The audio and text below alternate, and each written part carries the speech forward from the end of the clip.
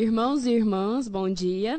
É com grande alegria que recebemos hoje em Uberaba, pela primeira vez, um seminário espírita para exposição e discussão de temas ligados à seara jurídica e cotidiana, para reflexão e aprendizagem à luz da doutrina de Kardec. Uberaba, terra eleita por Chico Xavier e também celeiro de grandes juristas, não poderia deixar de aderir ao movimento nacional espírita jurídico, no intuito de reforma íntima de cada um, na sua atuação profissional ou acadêmica, em face aos preceitos e institutos legais analisados à luz da fé raciocinada. Para tanto, contamos hoje com a presença de irmãos que se dispuseram em privar-se do convívio familiar nesse sábado, alguns se deslocando de suas cidades, para brindar-nos com seus conhecimentos e estudos nos temas ora apresentados. Antes do convite para a composição da mesa, agradecemos ao apoio das inúmeras casas espíritas de nossa cidade, a Aliança Municipal Espírita, ao Jornal Espírita de Uberaba, às livrarias espíritas, à Ordem dos Advogados do Brasil, ao Diretório Acadêmico Leopoldino de Oliveira da Uniub, aos professores universitários, diretores de curso e todas as instituições jurídicas que, direta ou indiretamente, contribuíram para a realização desse evento, que com certeza se repetirá por outras oportunidades. Agradecemos ainda à CIU, que gentilmente cedeu esse espaço, estrutura e pessoal, para a realização do evento. Agradecemos à Gráfica Pint pela impressão do material gráfico e ao designer gráfico José Luiz pela elaboração do belíssima arte do cartaz, bem como à OAB e todos os colaboradores, que também atingidos pela Boa Nova Cristã, se dispuseram a trabalhar graciosamente pelo crescimento mútuo fraterno de todos. Por fim, agradecemos à espiritualidade amiga, pela presença e constante orientação despendida a nós habitantes das terras confiadas ao Espírito Ismael, que, segundo Chico Xavier, por Humberto de Campos, na obra Brasil, Coração do Mundo, Pátria do Evangelho, cuja significante passagem toma a liberdade de ler. Cristo, dirigindo-se a um de seus elevados mensageiros na face do orbe terrestre, em meio do divino silêncio da multidão espiritual, sua voz ressoou com doçura. Ismael, manda o meu coração que doravante sejas o zelador dos patrimônios imortais que constituem a terra do cruzeiro. Recebe-a nos teus braços de trabalhador devotado da minha seara, como a recebi no coração, obedecendo às sagradas inspirações do nosso Pai. Reúne as incansáveis falanges do infinito que cooperam nos ideais sacrossantos de minha doutrina e inicia desde já a construção da pátria do meu ensinamento. Para aí, transplantei a árvore da minha misericórdia, e espero que a cultives com a tua abnegação e com o teu sublimado heroísmo. Ela será a doce paisagem dilatada do Tiberíades, que os homens aniquilaram na sua voracidade de carnificina. O emissário de Jesus desce então à terra, onde estabelecerá a sua oficina.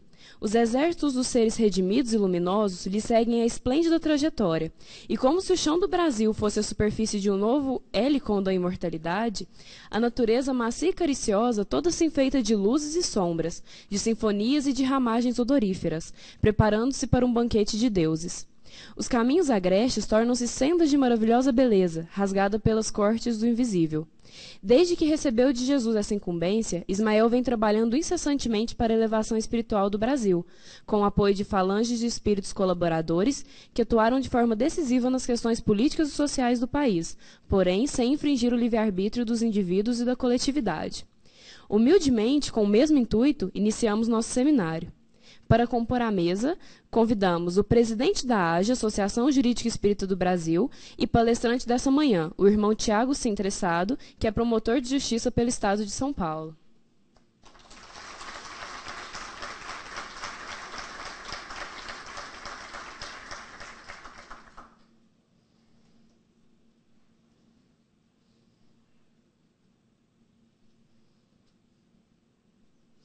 Convidamos Sidney Ponce, também palestrante dessa manhã, que é juiz de direito da terceira vara de família dessa comarca de Uberaba.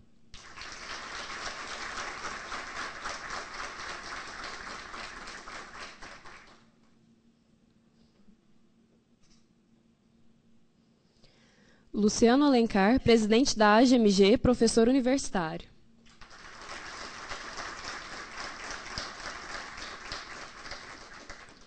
Washington Luiz Gomes da Silva, advogado, conselheiro da AGMG e colaborador na organização do evento.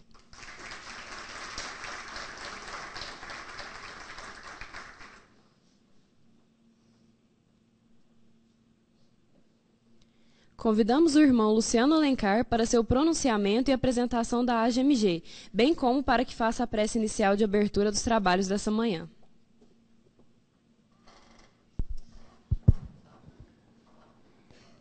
Queridas irmãs, queridos irmãos, convidados, senhoras, senhores, muito bom dia. É com grande alegria que nós iniciamos este seminário, o primeiro seminário jurídico espírita da cidade de Uberaba e região. E nós, antes de fazermos a nossa prece inicial, nós gostaríamos já, nesse primeiro momento, agradecer a presença de todos vocês, agradecer a presença aqui do Tiago, presidente da Associação Jurídico Espírita do Brasil, agradecer o Washington, que foi, na verdade, o idealizador e o organizador desse evento, o nosso palestrante desta manhã, e a todos aqueles que, direto ou indiretamente, nos ajudaram a realizar aqui o evento em Uberaba. E me cabe também, rapidamente, apresentar para vocês as associações jurídico-espíritas, no nosso caso, a de Minas Gerais.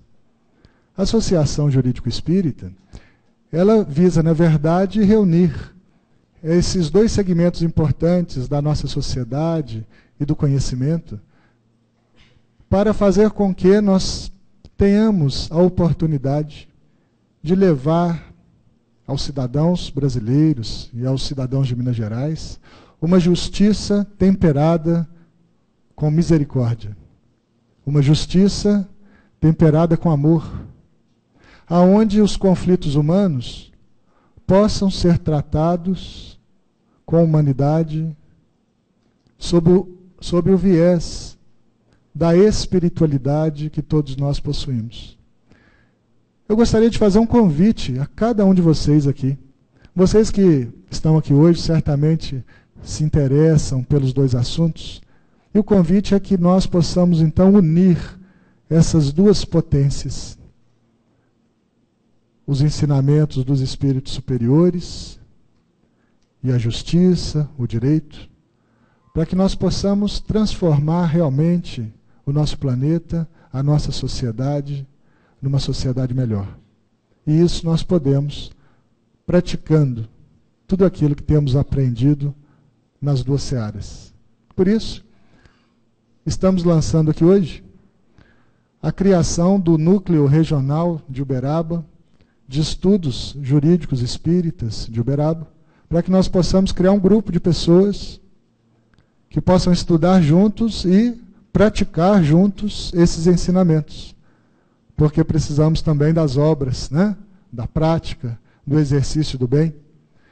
E eu pediria a vocês, aqueles que tiverem interesse, que procurassem aqui o nosso Washington e fizessem contato para que pudesse então participar desse núcleo que nasce nessa cidade abençoada que Chico Xavier escolheu para residir durante grande parte da sua existência. Então, meus amigos, meus irmãos, fica aqui a nossa manifestação de gratidão e o nosso convite para que estudem e trabalhem conosco em prol de uma justiça melhor em Minas Gerais, nas nossas cidades, que nós possamos espiritualizar o ambiente em que nós vivemos, seja nos fóruns, seja nas academias, seja onde estiverem presentes as pessoas, porque aonde estiverem as pessoas, lá estão a espiritualidade e o direito. Todos os eventos espíritas que nós fazemos, nós começamos também fazendo uma prece, porque a prece é a forma de nós nos comunicarmos com Deus, com o nosso Criador, a causa de todas as coisas, a inteligência suprema do universo que nos dirige. E respeitando, então, a crença de cada um, respeitando também a convicção pessoal, religiosa e filosófica de todos nós, mas nós sabemos que acima de cada um de nós há uma inteligência que cria e organiza todo o universo. E nesse momento, então, nós vamos conversar com essa inteligência. Deus, nosso Pai, que é todo amor, que é toda bondade, causa primeira de todas as coisas, nós te rogamos que permita entre nós a presença de Jesus, o modelo e guia da humanidade, os amigos espirituais que nos dirigem, os espíritos vinculados à região de Uberaba, Vamos também na prece relembrar o nosso querido Chico Xavier, Emmanuel e tantos amigos espirituais que nos ensinam e contribuem com o nosso progresso. E vamos pedir-lhes que tenhamos hoje um encontro repleto de amor, de racionalidade, de compreensão, para que nós possamos guardar nas nossas mentes e nos nossos corações o apelo que vem do alto para a nossa transformação moral e para a transformação do nosso planeta em um planeta cada vez melhor, aonde valores como justiça, solidariedade, trabalho e amor sejam constantes nas nossas vidas. Que Deus nos abençoe, que nos proteja, que nos ilumine sempre. Que assim seja. Pela atenção de vocês, o nosso muito obrigado. Agradecemos ao Luciano pela abertura, pela prece, e convidamos agora o palestrante Sidney Ponce para proferir sua palestra.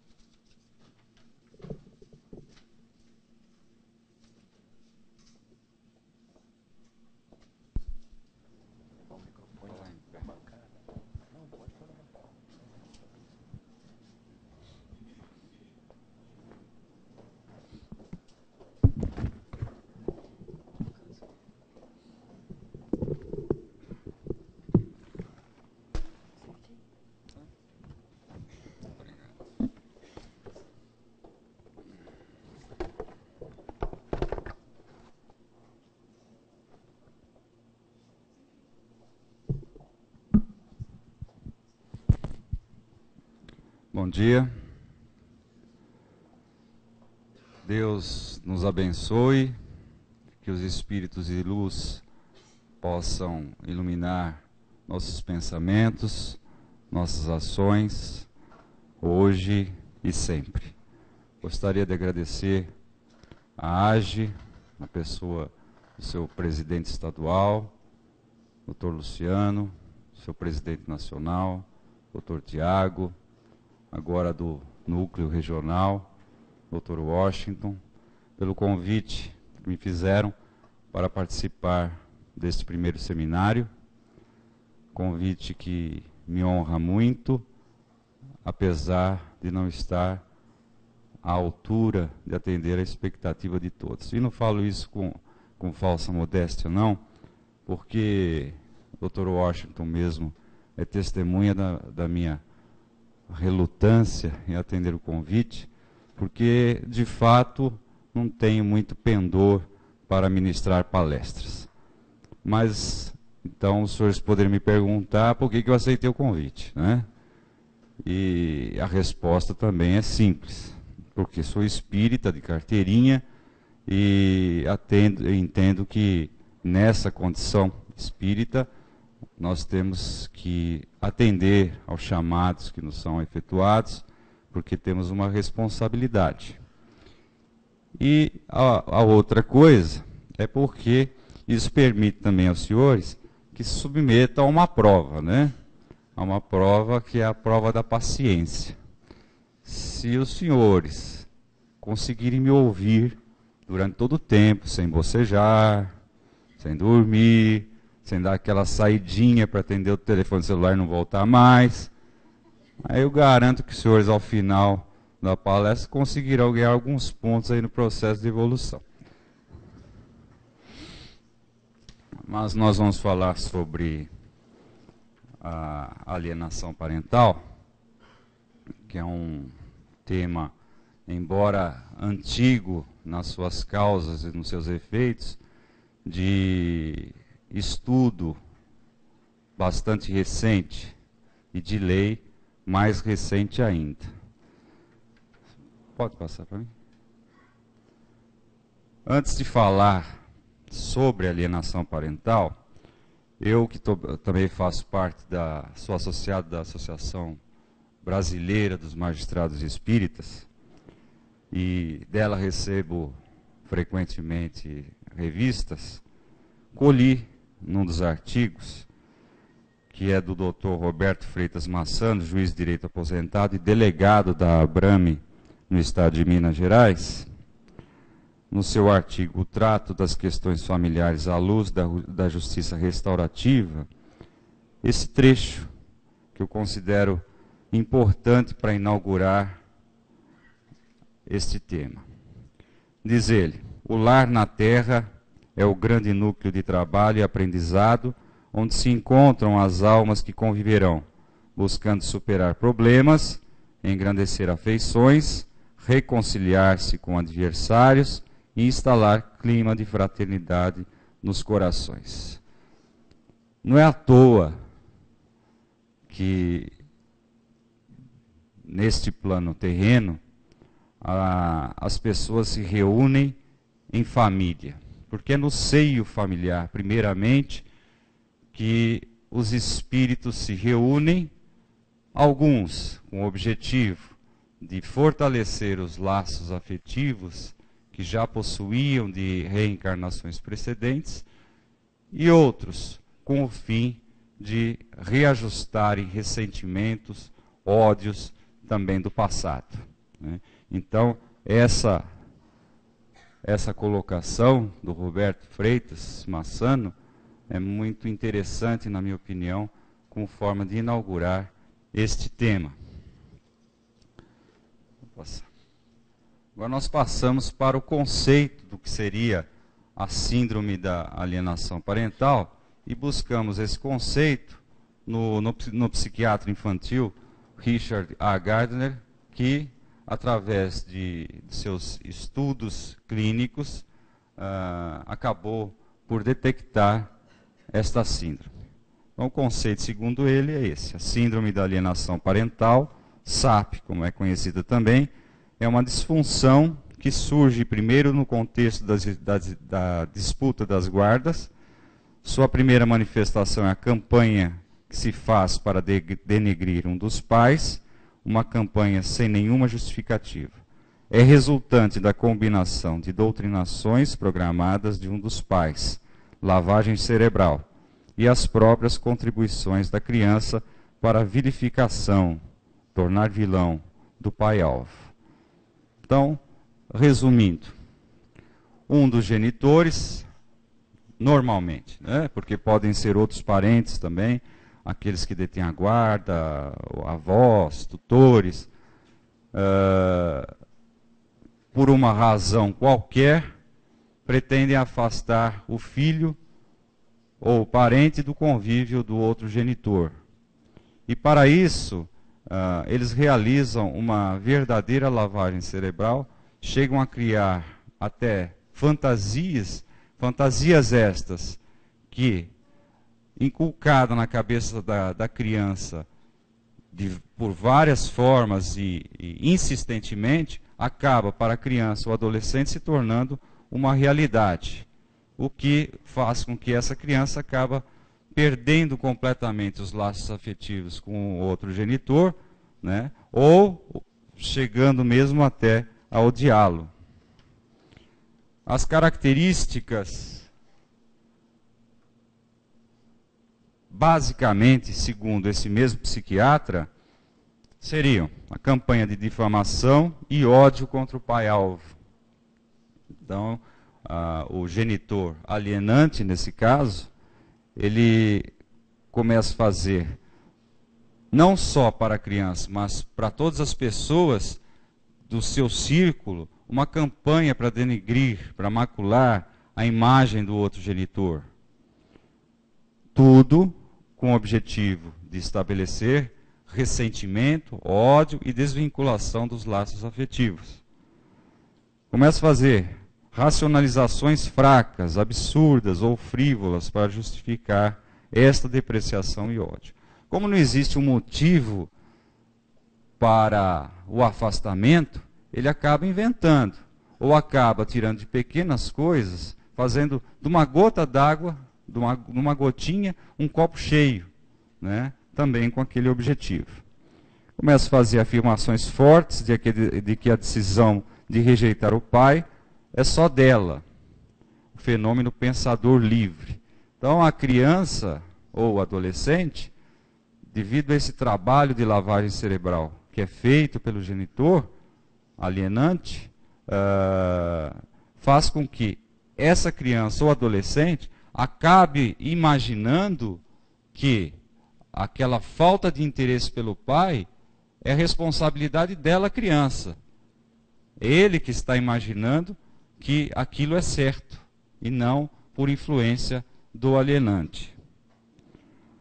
Falta de culpa quanto ao tratamento dado ao genitor alienado. Então, por vezes, e o filho já estando alienado, né, ele começa a ter atitudes negativas em relação a esse genitor. E o alienante, nessas circunstâncias, atribui a culpa por essa agressividade do filho alienado ao pai alienado, ao pai alienado, e não à criança ou adolescente. Uso de situações e frases emprestadas do pai alienante. Nesse caso, o pai alienante acaba tirando algumas frases que foram ditas pelo pai, ou alguns fatos ocorridos no passado, que isoladamente pode ter uma conotação diferente daquela que teria sido de fato vivenciada. Mas que num contexto isolado, permite que o filho alienado tome aquilo também como um fato negativo. Difamação não apenas do pai, mas direcionado também para as famílias e aos amigos do mesmo. Em outras palavras, a difamação não vai só contra o genitor alienado, mas contra todo o círculo do pai alienado. Sejam os parentes, sejam os amigos. Ninguém, a não ser o alienante e o círculo que cerca esse alienante, presta. Os demais, nenhum presta. Existe uma controvérsia quanto à existência mesmo da alienação parental. Tem um grupo que deseja que a alienação parental seja incluída, inclusive, no código, na classificação internacional de doenças, o CID-11. E tem um outro grupo que diz que não existe base científica nesses estudos que foram realizados para essa inclusão. Não, pode voltar. Pode voltar.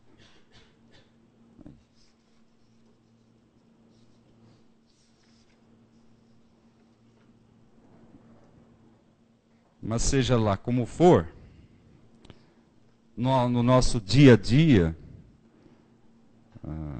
na área do direito, nós temos notado que a alienação parental é fato hoje incontroverso. E a preocupação foi aumentando com relação a isso, até que o legislador ordinário resolveu, em boa hora, editar a Lei 12.318, de 2010, conceituando e caracterizando e sancionando as condutas de alienação parental. Pode passar. Então, nós vimos o conceito da alienação parental formulado pelo psiquiatra infantil, Richard, e a lei, nesse conceito que nós, profissionais do direito, temos que nos agarrar, segundo o artigo 2º, considera-se ato de alienação parental a interferência na formação psicológica da criança ou do adolescente, promovida ou induzida por um dos genitores, pelos avós ou pelos que tenham a criança ou adolescente sob a sua autoridade, guarda ou vigilância, para que repudie o genitor ou que cause prejuízo ao estabelecimento ou à manutenção de vínculos com este. Uma coisa pela outra, nós percebemos que esse conceito segue aquele conceito já ditado pelo Dr. Richard A. Gardner. O parágrafo único desse artigo, não obstante ele não esgote as possibilidades, exemplifica modalidades de atos de alienação parental.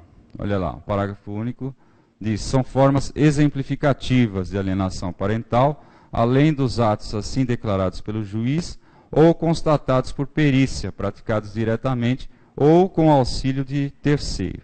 Então, qual foi o cuidado do legislador? Não esgotar as hipóteses que poderiam caracterizar ato de alienação parental.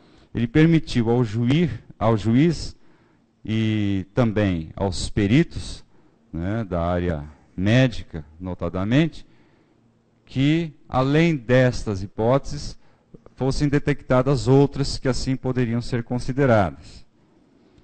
Então, a primeira seria realizar a campanha de desqualificação da conduta do genitor no exercício da paternidade ou maternidade, que é aquela campanha que nós já nos referimos quando dissemos das características assim consideradas pelo psiquiatra. Dificultar o exercício da autoridade parental. As pessoas confundem muito guarda com autoridade parental, com poder familiar. O fato de se atribuir a este ou aquele genitor a guarda de fato não retira do genitor, do outro genitor, a guarda de direito, né? O pai que não detém a guarda, o genitor que não detém a guarda, tem tanta autoridade parental quanto aquele que detém a guarda de fato. Então, toda ação que visa dificultar o exercício da autoridade parental pelo pai que não detém a guarda de fato é caracterizada pela lei como ato de alienação parental. Dificultar o contato de criança ou adolescente com o genitor. Por vezes, nos chega ao nosso conhecimento que o pai pretende manter um contato, seja por telefone, via e-mail, via rede social, e isso tudo acaba sendo impedido pelo outro genitor, com o fim de afastar realmente, né? Com o objetivo de que aquela criança imagine que está sendo abandonada ou deixada de lado pelo pai, né? Às vezes motivando a mãe a essa atitude pelo fato de que o pai arrumou uma nova companheira, uma namorada, ou então porque foi abandonada no casamento, na união estável, etc. Então, também, dificultar esse contato é ato de alienação. Dificultar o exercício do direito regulamentado de convivência familiar. Muito bem, uma vez estabelecida a guarda, se não for ela compartilhada, regulamenta-se também o direito de visitas, né? E uma vez estabelecido esse direito de visitas, que é a regulamentação da convivência familiar, com outro nome, dificultar esse exercício significa ato de alienação parental. Muitas vezes o pai ou a mãe, que não detém a guarda de fato, vai buscar o filho e as desculpas começam a aparecer. Um dia porque tem festa na casa do amigo, outro dia porque está doente, outro dia porque isso, outro dia porque aquilo, mas na verdade não é nada disso. É justamente para evitar o contato e o estabelecimento dos laços afetivos. Pois nós temos ali omitir deliberadamente a genitor informações pessoais relevantes sobre a criança ou adolescente, inclusive escolares, médicas e alterações de endereço. Quer dizer, o direito a essas informações pessoais relevantes são direitos decorrentes da autoridade parental do genitor, né? Então, a omissão dessas informações, ou às vezes a criança não está bem de saúde, né, ou está indo mal na escola, ou tem uma festa do Dia dos Pais na escola, e ou o Dia das Mães, né? E eu falo, pai no sentido lato sensu da palavra. Muito embora por pesquisas, e como a guarda, entre 95% e 98%, segundo o IBGE, fica com a mãe, né? Então, os casos de alienação parental têm como figura muito maior a mãe. Mas quando eu falo pai, eu falo lato sensu. Deveria até dizer genitor, para não haver confusão. Então, quando omite essas informações, está impedindo também, dificultando o exercício da autoridade parental, né? Esses dois incisos combinam entre si. Apresentar falsa denúncia contra genitor, contra familiares deste ou contra avós, para obstar ou dificultar a convivência deles com a criança ou adolescente. Tem se tornado bastante comum, e acredito até que essa tenha sido uma das razões de ter se editado essa lei, a denúncia por parte do pai alienante, falsa, né, de maus tratos, abusos, até sexuais, por parte do genitor visitante, né, tudo com o objetivo de impedir as visitas, né, de suspender o direito de visitas e afastá-lo da convivência do filho. Mudar de domicílio para local distante, sem justificativa, visando a dificultar a convivência da criança ou adolescente com o outro genitor, com familiares deste ou com avós. Isso também ocorre muito. E às vezes, não só a mudança de domicílio, mas existe aí uma outra hipótese, que a gente nota bastante, é de ameaças de mudar de domicílio.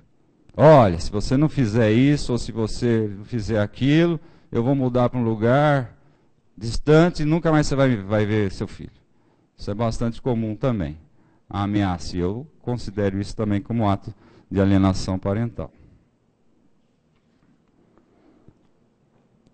Bom, mas uma lei que diga o que é e quais suas características, teria que trazer também as consequências, né?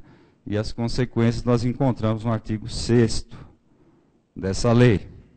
Caracterizados atos típicos de alienação parental ou qualquer conduta que dificulte a convivência da criança ou adolescente com o genitor, em ação autônoma ou incidental, o juiz poderá, cumulativamente ou não, sem prejuízo da decorrente responsabilidade civil ou criminal e da ampla utilização de instrumentos processuais aptos a inibir ou atenuar seus efeitos, segundo a gravidade do caso, 1. Declarar a ocorrência da alienação parental e advertir o alienador. Ampliar o regime de convivência familiar em favor do genitor alienado. Então, na primeira, o juiz detecta ali o ato de alienação parental, mas ainda não se vê nesse ato uma gravidade maior, então ele adverte o alienador das consequências mais graves se houver continuidade. Pode ampliar também o regime de convivência. E as visitas que eram realizadas quinzenalmente, pode ser determinada as visitas semanalmente, por exemplo. Estipular multa ao alienador, né, pelo descumprimento, determinar o acompanhamento psicológico e ou biopsicossocial. Então, aí já nós entramos numa gravidade um pouquinho maior, quando os atos de alienação já começam a trazer perturbação para o alienado, para o filho alienado, para o pai alienado, e esses acompanhamentos devem ser feitos também em relação ao alienante, porque queira ou não, o alienante também sofre de um transtorno psíquico para agir dessa forma. Determinar a alteração da guarda para a guarda compartilhada ou a sua inversão. Quando a alienação já atingiu um elevado grau, o juiz, então, para salvaguardar a criança ou adolescente dos problemas psicológicos dessa alienação, ele pode alterar a guarda para compartilhada ou mesmo inverter. Se estava com a mãe, passa para o pai, ou e vice-versa. Determinar a fixação cautelar do domicílio da criança ou adolescente. O pai alienante, o genitor alienante, que vive mudando de endereço e com isso dificultando as visitas, né? O juiz pode determinar, então, que o domicílio da criança seja fixado em determinado local para evitar e permitir a convivência. E declarar a suspensão da autoridade parental. Esse realmente é nos casos extremos, porque aí o genitor alienante, ele perde toda e qualquer autoridade sobre o filho alienado. E pode perder com isso, perde com isso também até os direitos de visita. Parágrafo único. Caracterizado mudança abusiva de endereço, que é aquele lá, inviabilização ou obstrução de convivência familiar, o juiz também poderá inverter a obrigação de levar ou retirar a criança ou adolescente da residência do genitor. Então, se o pai tinha que buscar, agora a mãe tem que levar, ou vice-versa. Atribuição ou alteração, artigo 7º. A atribuição ou alteração da guarda dar-se-á, por preferência, ao genitor que viabiliza a efetiva convivência da criança ou adolescente com o outro genitor nas hipóteses em que seja inviável guarda compartilhada. Quando se chega à conclusão de que a guarda compartilhada não é viável, o juiz, então, com base, é lógico, em estudos psicossociais, né, ele vai determinar com qual pai fica, porque este pai permite a convivência do filho com o outro genitor.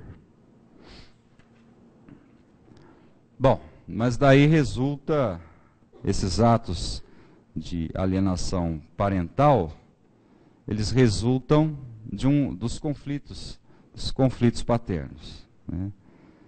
Pode passar. A ruptura do casamento, da união ou do relacionamento do qual foi fruto o filho, por vezes geram em um ou ambos os envolvidos um sentimento de revolta profunda, decorrente das mais variadas razões, e não raro aquele que detém a guarda do filho utiliza-o como instrumento de sua perversa vingança. O raciocínio aí é bastante simples, né? O genitor se sente abandonado, se sente traído, se sente largado. O outro, ele teria talvez a esperança de que com o divórcio o casamento ainda não teria acabado, que um dia poderiam voltar, mas depois toma o conhecimento de que esse outro genitor já está convivendo com outra pessoa, né?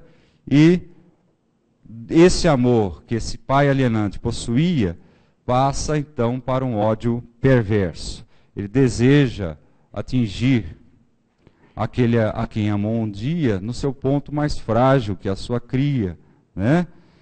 E começa a arquitetar planos maquiavélicos que a lei bem se reportou ali como sinais de alienação parental. Fora aqueles exemplos que a lei cita, né, eu tive um caso que não me sai da lembrança, e é um caso que é comum, mas que para mim tinha sido um dos primeiros. A mãe, no caso era a mãe, ela inculcou na cabeça da criança, bem pequena ainda, que ela havia sido vítima de abuso sexual por parte do pai-alvo, do pai alienado. E disse a esse filho que a razão, inclusive, dessa separação, da separação, teria sido esse fato. Posteriormente, e o posteriormente é depois de muito tempo, se descobriu que não havia ocorrido abuso sexual nenhum, né? Que aquilo era uma história inventada pela mãe alienante, com o objetivo de suspender o direito de visitas do pai e, com isso, afastá-lo. do convívio. Passados anos, veio o pedido de regulamentação de visitas, e após várias tentativas, né, vários estudos psicossociais, conseguiu-se chegar a uma composição entre os pais quanto às visitas. Só que aí já era tarde. Já era tarde porque, ainda que a mãe alienante havia cedido quanto a estas visitas, e aí nós não sabemos se ela assim o fez para demonstrar que era boazinha, né? O filho já não queria mais contato algum com esse genitor. Ele possuía verdadeira aversão pelo genitor. Tentou-se, com acompanhamento, inclusive psicológico, essas visitas. O filho simplesmente, quando ia, pulava pela janela, e quando não, agredia fisicamente e moralmente esse pai, né? Quando chega nesse estágio, e há uma justificativa para que a criança haja dessa forma, hoje é adolescente, né? Ele teve uma lavagem cerebral pela mãe. E aquela fantasia que a mãe criou, né, para ele se tornou, tantas vezes repetida, né, acabou se tornando uma realidade dentro da cabeça dele. Agora, os senhores imaginem como é que uma criança que sempre ouviu da mãe, pessoa a quem mais ama e confia, que foi vítima de abuso sexual, de um instante para outro, falar assim, nada disso aconteceu, né? Então, isso, quando se chega nesse estágio, há de se promover um retorno à convivência muito lento, muito gradual, depois de tratamentos de natureza psicológica, psiquiatra, fisiológica, porque isso desorganizou completamente a cabeça e o organismo dessa criança e desse adolescente. Mas aí nós temos, segundo penso, modestamente, a visão espírita. As famílias, como se sabe, são formadas por laços corporais e por laços espirituais. E elas se formam pelas mais variadas razões. Os espíritos afins e não afins se unem no plano físico com os mais variados propósitos, tendo sempre como meta última a evolução própria e daqueles que os circundam. Os afins, eles se reúnem com o objetivo de fortalecer os laços afetivos que já vinham de existências passadas. Já os não afins, né, ao contrário, eles são propositalmente unidos no mesmo seio familiar para reajustarem os seus sentimentos, para reajustarem as suas condutas. Tudo por conta de antipatias, de ódios e ressentimentos provindos de existências passadas. E seria na superação desses conflitos, desses ressentimentos, desses ódios, na persistência e na manutenção dessa família, é que esses espíritos inferiorizados por estas questões alcançariam alguns pontos no processo evolutivo. Esses relacionamentos, eles não são um mar de rosas, né? Ao contrário, costumam ser turbulentos em face desses ressentimentos, desses ódios. E isso faz parte da prova, né? Prova essa que, quando esses espíritos eram livres, estavam em outro plano, eles aceitaram e desejaram se submeter. Nada disso lhes foi imposto. Ocorre que, lá em cima, as coisas parecem fáceis, né? E nós todos aceitamos diversas provas, nos aceitamos e pretendemos realizar nossas provas para alcançar a evolução mais rapidamente, né? E achamos que aquilo é fácil. E na maioria das vezes, né, nós não conseguimos cumprir quase nada daquilo a que nos propomos, né? E nesses casos não é diferente.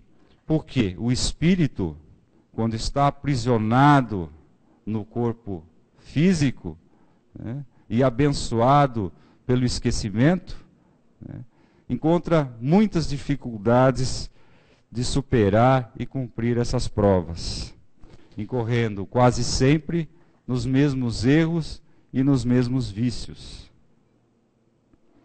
Mas para que se formem as famílias, é necessário que se casem, duas almas se casem, ou se unam por alguma forma, né? Martins Peralva, em sua obra Estudando a Mediunidade, edição da Federação Espírita Brasileira, classificou o casamento em acidentais, que conjuga duas almas inferiorizadas, unidas apenas pelos efeitos da atração momentânea, sem qualquer ligação anterior. Então, as duas almas estão aqui, não tem nenhuma ligação no passado existencial, por uma atração física momentânea, acabam se unindo. Daí poderão resultar duas consequências. Ou eles criam laços de simpatia e amor, ou, ao contrário, criam ressentimentos e ódios. Se, de um lado, eles conseguirem se unir, criar laços, né, eles evoluem juntos. Caso contrário, vão ter que retornar para provacionais, que são onde há o reencontro de espíritos para o necessário ajustamento para a evolução de ambos, né? Então, dois espíritos inferiorizados, que brigaram muito no passado, que tiveram problemas no passado, voltam, porque quiseram, para restabelecer os laços, quebrar os ressentimentos. Temos os sacrificiais, onde se encontra um espírito já bastante evoluído e outro inferiorizado, tendo o primeiro como fim a evolução do segundo. Então, nesses sacrificiais, um dos espíritos é bastante evoluído, e talvez até nem precisasse reencarnar. Mas o outro, que lhe é afim, é inferiorizado. Então ele aceita retornar ao plano físico com o único objetivo de fazer evoluir aquele espírito a quem ama. Os afins, onde ambos os espíritos são esclarecidos e verdadeiramente se amam, e têm como objetivo a consolidação dos laços de afeição, visando a evolução de ambos em outros aspectos da alma. Então, nos afins, essas almas já possuem muita afeição um pelo outro, e eles decidem retornar para evoluir quanto a outros aspectos, né? E os transcendentes, onde os espíritos de elevada evolução, repletos de amor fraterno, visam grandes realizações de interesse geral. Então, nesse caso, esses espíritos não necessitariam mais retornar ao plano terreno. Resolvem voltar, unidos pelo casamento ou pela união, para ajudar outras almas que aqui se encontram e, às vezes, a própria humanidade. Depois de casados, vem a família. E a formatação da família depende dos espíritos que se unem para formá-la, de suas intenções, de seu passado e das provas que desejam se submeter. Como nós já dissemos, poucos conseguem superar as provas a que se propõem, né? E é nesse seio familiar, onde o casamento uniu duas almas provacionais, que ocorre um maior número de separações e divórcio, com as consequências que aqui estudamos. Não pode voltar ainda. Temos, portanto, duas pessoas que se odiaram no passado, unidas para superar conflitos, dos quais derivam esse ódio. O consciente não se recorda, mas as marcas estão gravadas na alma, né? o filho, que seria produto desse amor, uma forma de amenizar até essas provas, né, acaba, nesses casos, sendo um joguete na mão dos pais, né? E isso tem consequências graves, tanto no plano físico como no plano espiritual, porque no plano físico traz uma série de consequências psíquicas para a criança ou adolescente.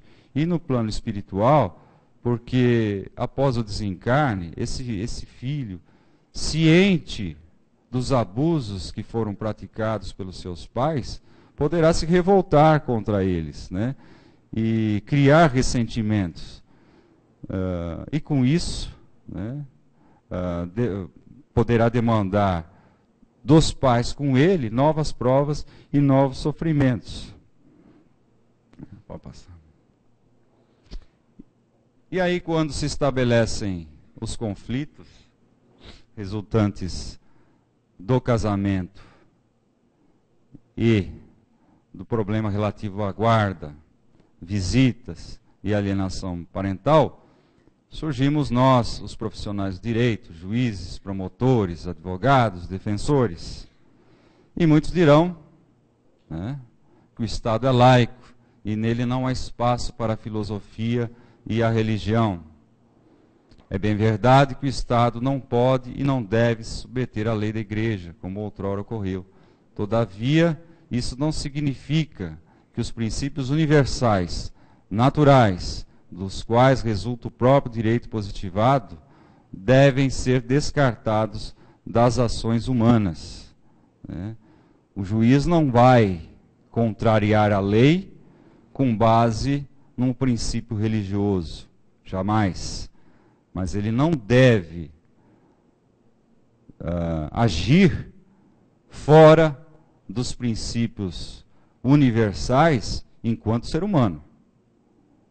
Assim como o advogado, assim como o promotor de justiça, assim como os defensores. Esse é um compromisso ético, né? E a ética provém das leis naturais e universais. Há uma lei universal, perene e imutável, que preexiste ao homem, e se Deus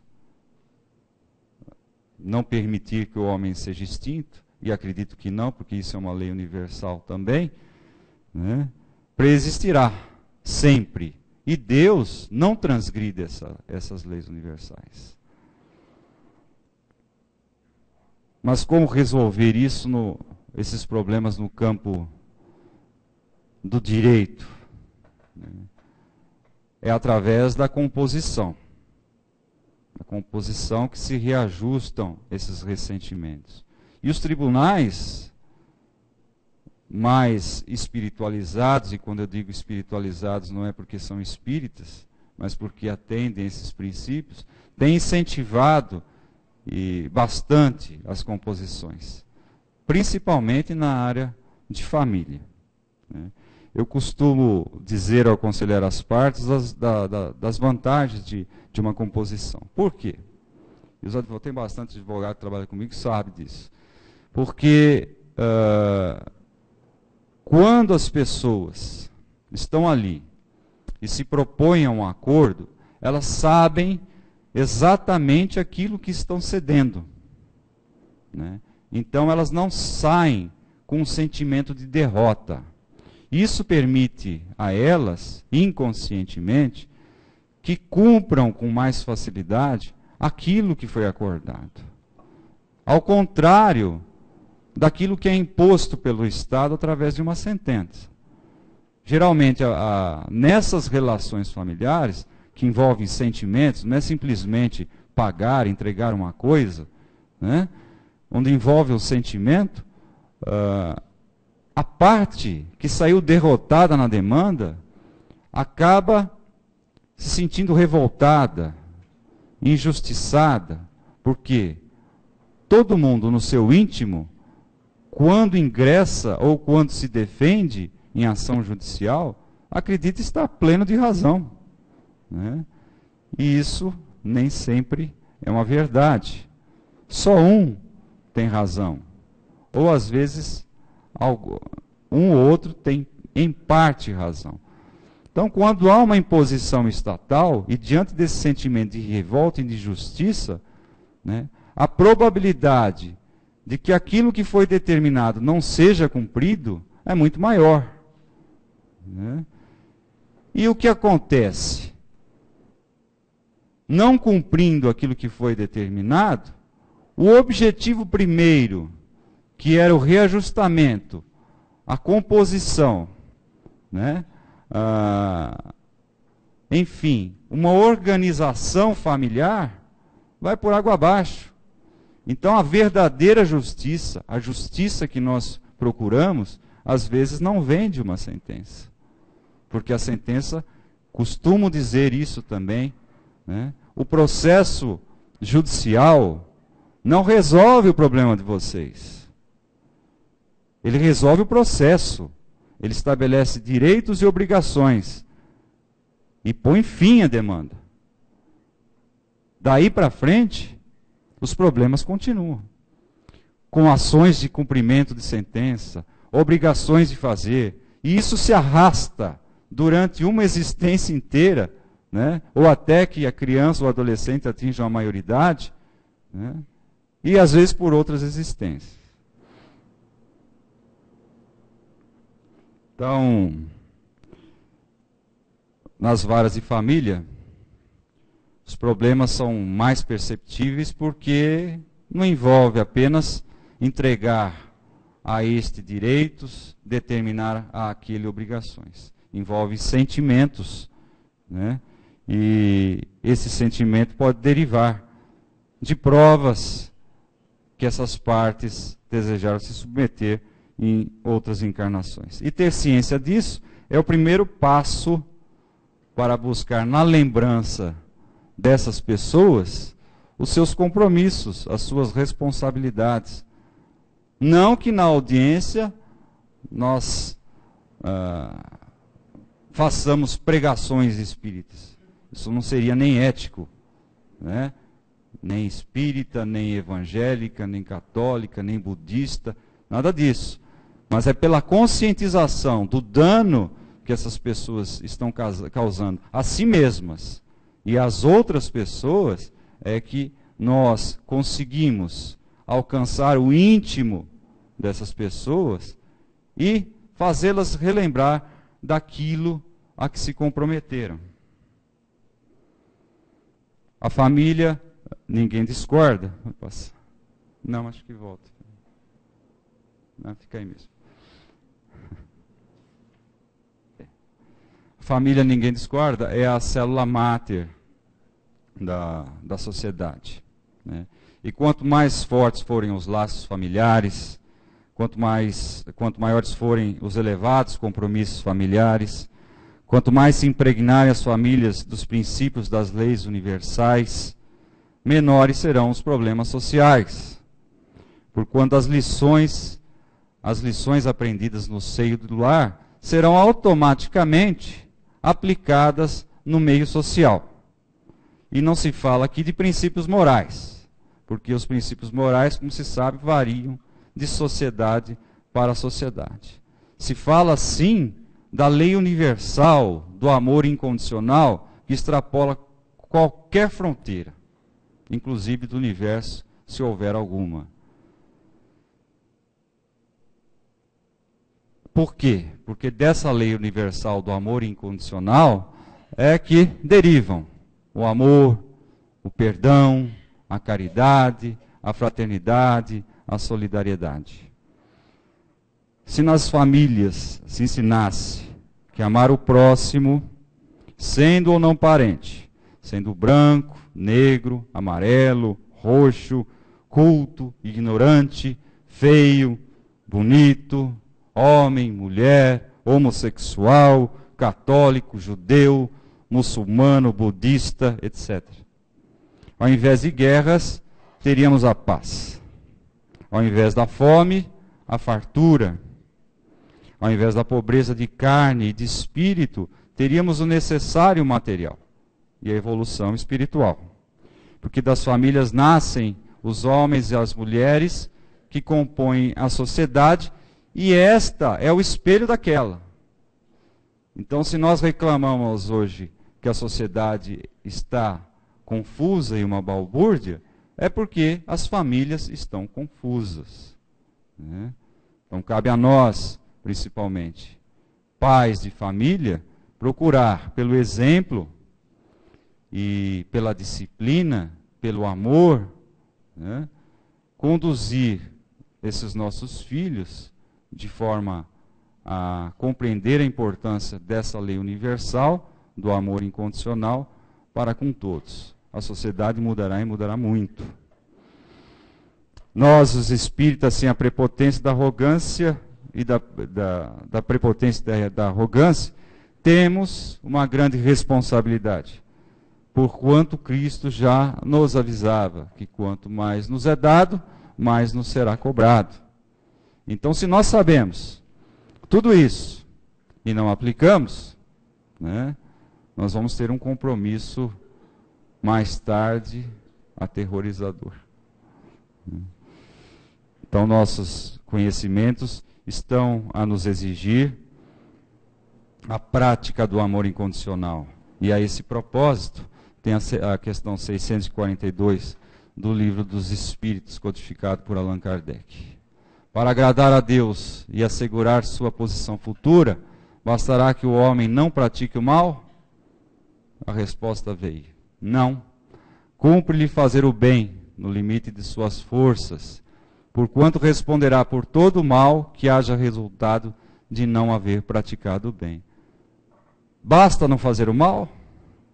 Não. Nós temos, como espíritas, a obrigação de praticar o bem, de praticar a caridade, no seu sentido amplo, né? E toda vez que deixamos de praticar o bem, e por alguma razão, esta omissão ocasiona um mal, estamos em débito. Dizem que antes de fazer essa pergunta, veio por conta de um sonho que Allan Kardec teve na noite anterior com Lutero, o reformador. E Lutero, nesse sonho, contava a ele que havia visitado o paraíso e contava-lhe então as belezas que havia ali encontrado. Novamente adormecido, Kardec desdobrou do corpo físico e se encontrou com um mensageiro celestial, que o levou então a visitar as zonas umbralinas próximas da Terra. Ali, estando, Allan Kardec ficou aterrorizado com a visão que teve, um sofrimento daqueles espíritos, e indagou esse espírito mensageiro se os grandes criminosos da antiguidade, como Aníbal, Gengis Khan, ali também estariam. E, para sua surpresa, o mensageiro disse que não, né? Que aqueles espíritos da antiguidade eram recém-saídos da animalidade e, por conseguinte, não tinham nenhum conhecimento das leis universais. Eram completamente ignorantes, né?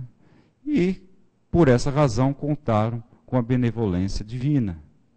Então, senhores, vejam, aqueles criminosos não tiveram consequências porque eram absolutamente ignorantes. Todavia, nós temos conhecimento, né?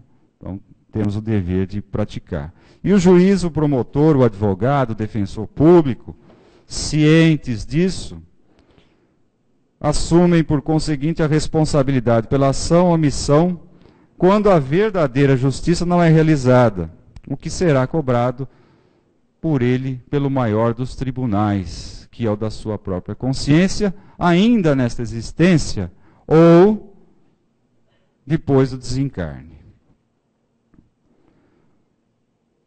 Os pais, em relação aos filhos alienados, assumem uma posição antagônica ao princípio da lei universal do amor incondicional. Aliás, é antes prova de desamor e inclinação para o mal, demandando intervenção estatal com o objetivo de salvaguardar principalmente os interesses da criança ou do adolescente, potencial vítima também de espíritos obsessores, como são os respectivos pais. Nossa missão, enquanto estamos juízes, advogados, promotores, defensores, é, no primeiro passo, identificar o problema. No passo seguinte, não devemos encarar o alienante como uma figura monstruosa, mas como um espírito inferiorizado que necessita, como nós, de auxílio e amparo para enxergar a luz, muitas vezes ofuscada pelo ódio do passado, para que ele se redima dos erros próprios e perdoe os alheios, a bem da sua evolução e da evolução dos que o cercam. Não podemos encarar o genitor alvo, o genitor alienado, como mera vítima, porque, conforme afirmamos, as razões desses fatos podem ter origem no passado existencial. E com isso, esse filho pode ter sido, pelo pai-alvo, objeto de abandono no passado.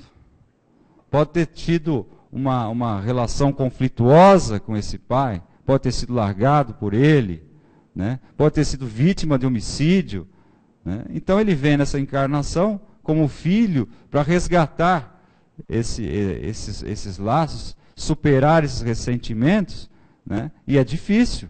Então a gente não pode enxergar uma visão espírita, lógico, né? Esse pai-alvo como mera vítima. Nem o alienante como um monstro, nem o pai-alvo como mera vítima, mas como dois espíritos inferiorizados que precisam de auxílio e amparo para progredirem.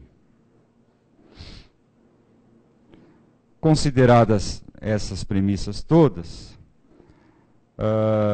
todos em geral, os espíritas em especial, porque assim entendem, conhecendo as circunstâncias que envolvem as reencarnações, deve promover no plano físico aquilo que os nossos irmãos de outros planos promovem também, que é auxiliar os envolvidos a resolver esses conflitos. Se não de todo, pelo menos amenizá-los para outras existências. E os advogados, os defensores, eu considero que entre os profissionais do direito, né, o mais apto e, por conseguinte, o mais responsável nessa atuação. Não estou querendo jogar problema para vocês, não, mas é o que eu acho mesmo. Mas é que, porque os advogados, eles possuem um contato direto com a parte, né? E não precisa muita sagacidade por parte do advogado para saber quando a parte está a fim de tumultuar o processo, de se vingar do companheiro, de praticar ato de alienação parental. Ele percebe, conversando com a parte, ele consegue identificar isso, né? Então a responsabilidade dele nesse campo é muito grande, né? Do ponto de vista espiritual, ao menos, e ético também. Então, essas atitudes de assumir a defesa nos termos propostos por um pai com essas intenções é, no mínimo, temerária e antiética, porque contrária à justiça a qual o advogado fez juramento de procurar realizar. E o papel do advogado espírita, diante dessas situações, vai muito além de rejeitar o trabalho. Muito ao contrário, ele deve aceitá-lo, sim. Deve aceitá-lo, porque se aquela pessoa o procurou, é porque deposita nele plena confiança. E, em depositando confiança nesse profissional, ele terá melhores condições do que qualquer outro de permitir que se faça uma composição, né, pelo aconselhamento.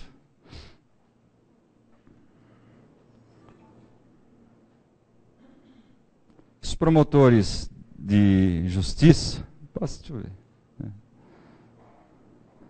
Os promotores de justiça, assim como juízes espíritas, com os olhos voltados para a solução harmoniosa, com o auxílio dos advogados e defensores, cada qual na sua função, exercida de modo independente, devem abdicar de seus rompantes, todos nós, eu inclusive, e sem perder a autoridade legal, devem ser firmes, sem serem destemperados e arrogantes.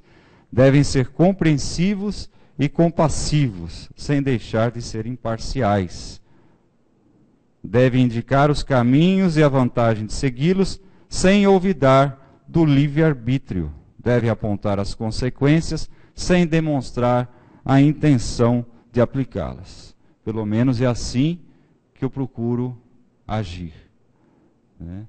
Nós devemos aconselhar as partes, indicar os caminhos, tratá-las com respeito, não identificar nenhum como monstro e nenhum como vítima, mantermos equidistância e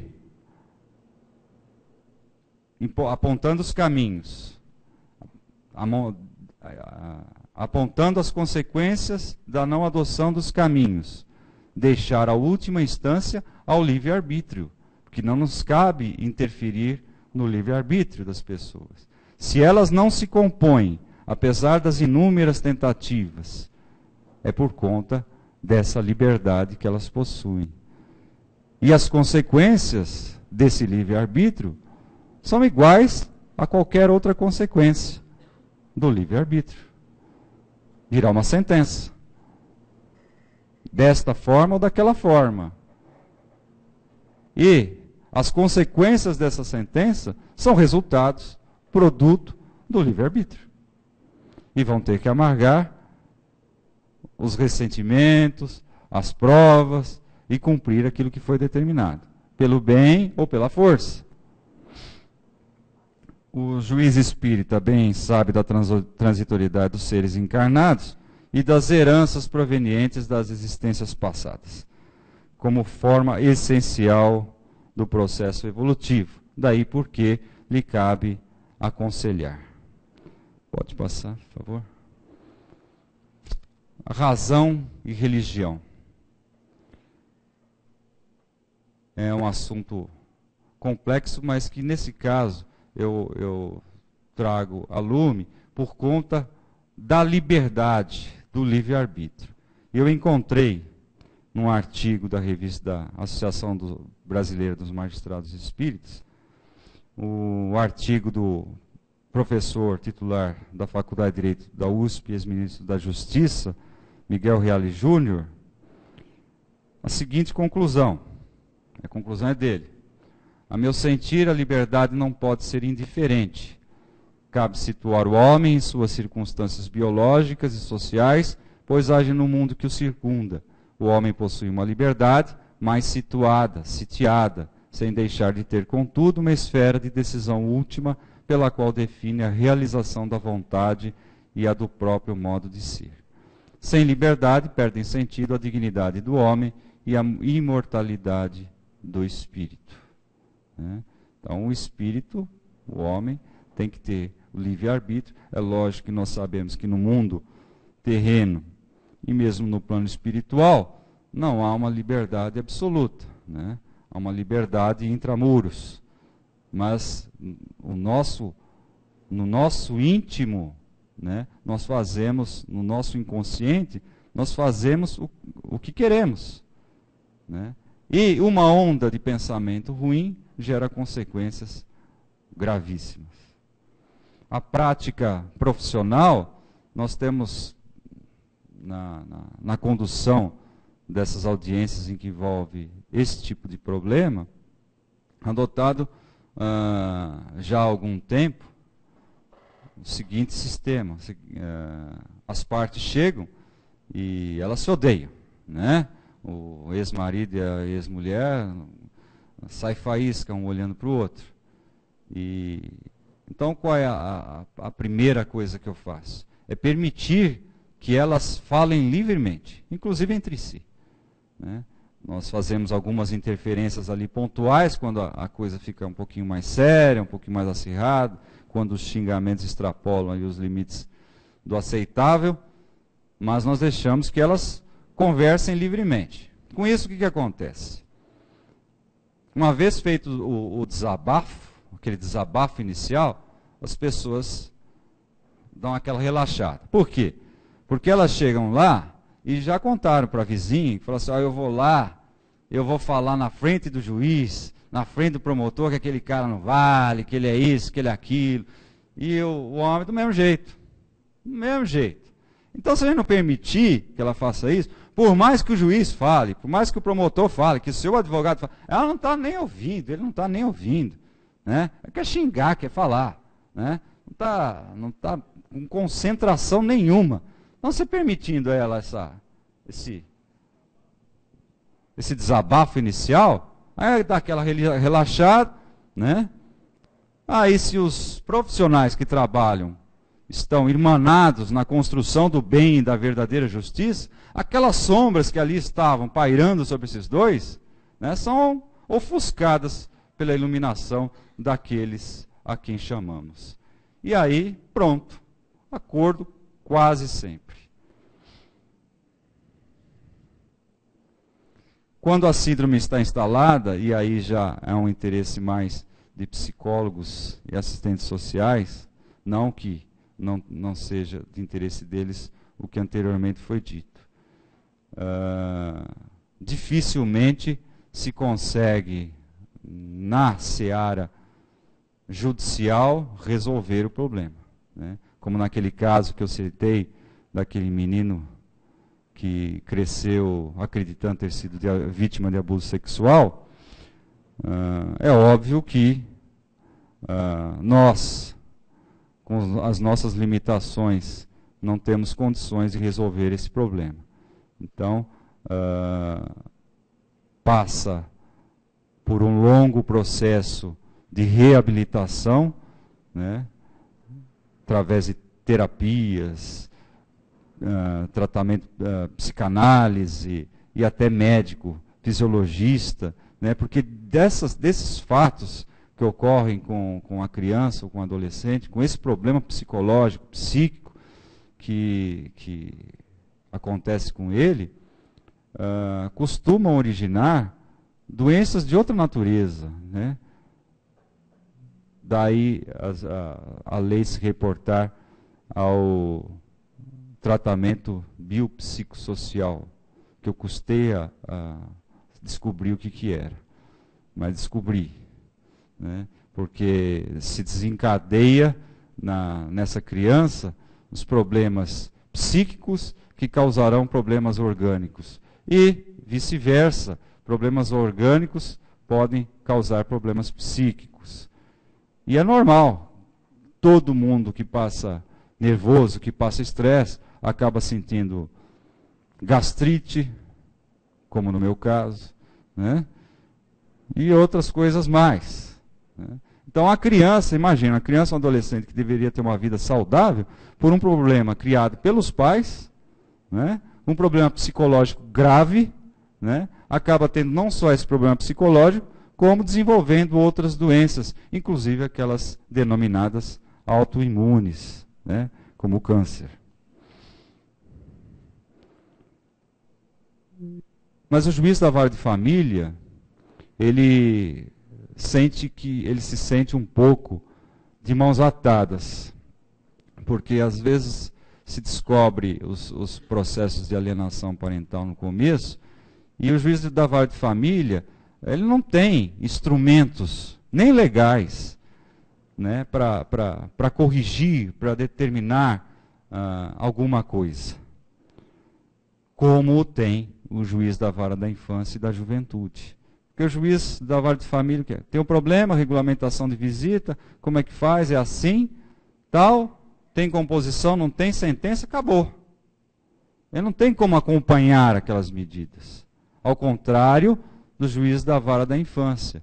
E eu até cheguei a sugerir, num encontro que teve aqui em Uberaba, ao presidente nacional do IBDFAM, que se discutisse essas questões dando ao juiz da vara de família poderes, tal qual o juiz da vara da infância e juventude, para aplicar medidas, né?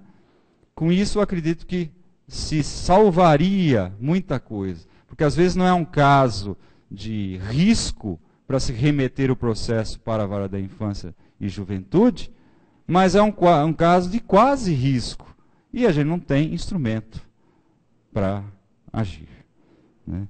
Mas aí nós damos um jeito, né? O que nós temos feito com a colaboração do promotor de justiça que trabalha conosco, doutor Marcelo Marquesani, dos advogados que militam aqui e têm essa consciência e colaboram muito com isso, nós temos feito assim. Porque às vezes a parte vai fazer uma composição, mas ela não se sente segura de fazer uma composição definitiva, porque ela está desconfiada. Então ela não quer fazer. Então, para quebrar essa barreira, o que nós temos proposto? Fazer um acordo parcial. Fazemos um acordo parcial, suspendemos o processo durante um prazo de 6 meses aproximadamente e propomos o acompanhamento social, um estudo psicossocial e geralmente o que temos notado, graças a Deus, é que na maioria dos casos as pessoas, quebradas aquelas desconfianças, né, acabam tornando definitivo aquele acordo parcial ou trazendo um modelo que melhor lhe atende os interesses. Então a gente tem dado um jeitinho. Não é o ideal, mas até porque a política dos tribunais hoje é de extinguir o processo o mais rápido possível, né? Mas nós entendemos que os interesses sociais e familiares aí, no caso, justificam, né, a suspensão do processo, porque o objetivo é muito grandioso, muito maior. E por fim, pode pular? Síndrome instalada. Aí, ó. Síndrome instalada, quando nós notamos que ela já ocorreu, como no caso daquele menino, forçar essa criança ou adolescente ao convívio por ele indesejado naquele momento, faz apenas aumentar o seu ódio, enquanto o judiciário, nesse caso, estaria por dar cumprimento à lei, por outro, estaria fomentando ainda mais a sua aversão, né? Eu tive um caso também que 2 adolescentes se recusavam terminantemente a companhia do pai por força do ato de alienação parental. As visitas estavam regulamentadas, né? Ele morava em outro município e ele tinha direito de levar a criança quinzenalmente consigo para passar os finais de semana. Mas só que esses adolescentes, apesar de eu ter conversado com eles, psicólogos, promotor, os advogados das duas partes, eles não queriam saber do pai em hipótese alguma, né? E o pai, nesse caso também, o pai alienado, ele tem que ter um pouquinho mais de discernimento para entender que o filho foi vítima de uma alienação parental e que sofre um transtorno psíquico. Não adianta querer forçá-lo a uma situação, porque isso não vai permitir que se restabeleçam os laços afetivos. Ao contrário, vai aumentar o ódio, vai aumentar a aversão, né? Eu lembro que nessa audiência, ele queria, porque eu tenho direito, eu vou levar, eu quero levar. Eu falei, mas o senhor quer levar como? Amarrados? Ele falou, eu quero levá-lo amarrados.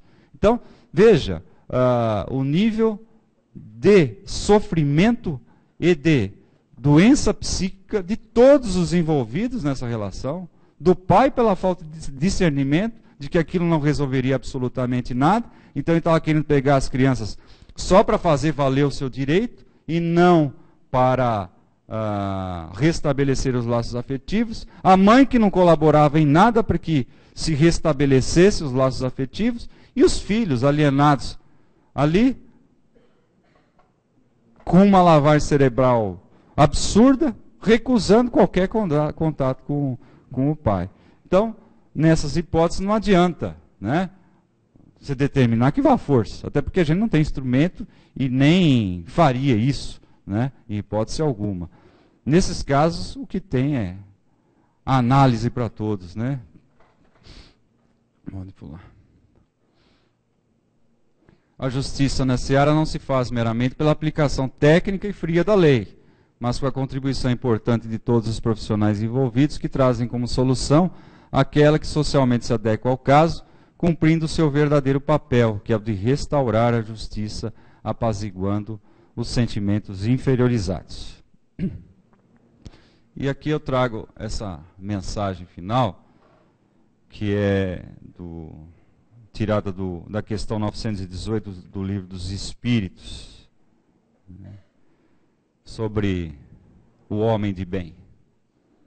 Em todas as circunstâncias, toma por guia a caridade, tendo como certo que aquele que prejudique a outrem, com palavras malévolas, que fere com o seu orgulho e o seu desprezo a suscetibilidade de alguém, que não recua a ideia de causar um sofrimento, uma contrariedade, ainda que ligeira, quando a pode evitar.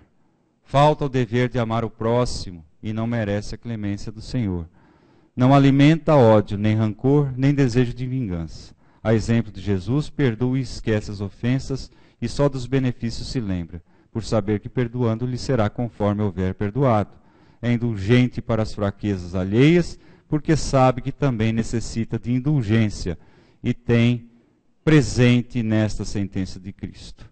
Atire-lhe a primeira pedra aquele que se achar sem pecado.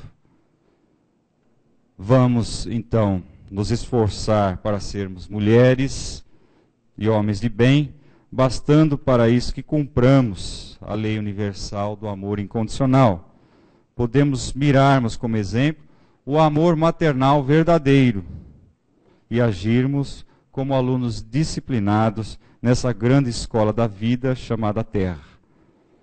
Não obstante todo dia ser Dia das Mães, peço a Deus que abençoe todas as mães do universo, neste dia a elas consagrado, em especial a Márcia, que é mãe das minhas filhas, e a minha mãe, que é mãe de mim mesmo. E convido a todos, neste mesmo dia, em que se comemora também a abolição da escravatura, dia 13 de maio, né, a libertarmos-nos também das amarras materiais que nos impedem de sermos pessoas melhores. Obrigado, que Deus continue nos abençoando.